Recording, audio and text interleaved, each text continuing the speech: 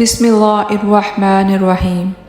اشفاق احمد صاحب کیا خوب فرماتے ہیں، کاش انسان بھی نوٹ کی طرح ہوتے کہ بندہ روشنی میں کر کے دیکھ لیتا کہ اندر سے کیسا ہے۔ پھل نہ درخت کے ڈالے کو لگتا ہے اور نہ اس کے مضبوط تنے کو، پھل تو لرزتی ہوئی عاجز سی شاخ پر لگتا ہے۔ دوران گفتگو سب سے بڑی غلطی جو ہم کرتے ہیں وہ یہ ہوتی ہے کہ ہم سمجھنے کے لیے نہیں سنتے بلکہ ہم تو جواب دینے کے لیے سنتے ہیں۔ ضد سے حاصل کی گئی خواہش کبھی بھی انسان کو خوشی اور سکون نہیں دے سکتی۔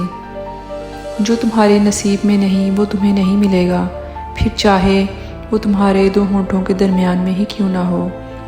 کپڑے، شکل اور زبان اکثر جھوٹ بولتے ہیں، انسان کی اصل اوقات اور اصلیت تو وقت آنے پر پتہ چلتی ہے۔ جو مقام شکوے کا ہوتا ہے وہی مقام شکر کا بھی ہوتا ہے، لیکن ہم اس مقام پر شکوہ بہت جلد اور شکر دیر سے ادا کرتے ہیں۔ ہر بات میں خیر ڈھونڈا کریں اور الحمدللہ کہنے کی عادت اپنا لیں۔ جس چھاؤں میں عزت نفس زخمی ہو اس چھاؤں سے دھوپ بہتر۔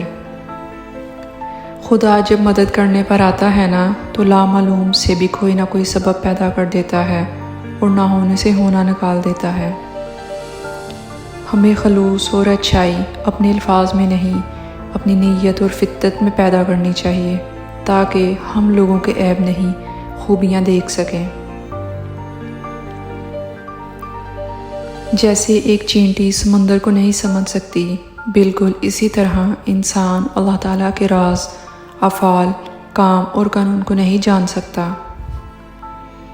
سچ بولنے کا اگر آپ کو اتنا ہی شوق ہے تو اپنے بارے میں بولیے، لوگوں کی زندگیاں خراب مت کریں۔ رشتہ ہمیشہ وہی کامیاب ہوتا ہے جو دل سے جوڑا جائے، فرصت یا ضرورت سے نہیں۔ اس شخص پر کبھی بھی اعتبار مت کریں جو شخص آپ کو اپنی پریشانیاں تو سناتا ہے لیکن اپنی خوشیاں تم سے چھپاتا ہے۔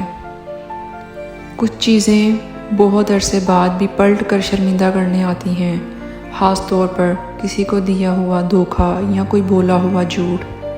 اگر لہجے شیریں ہوں تو لفظ شفا دیتے ہیں۔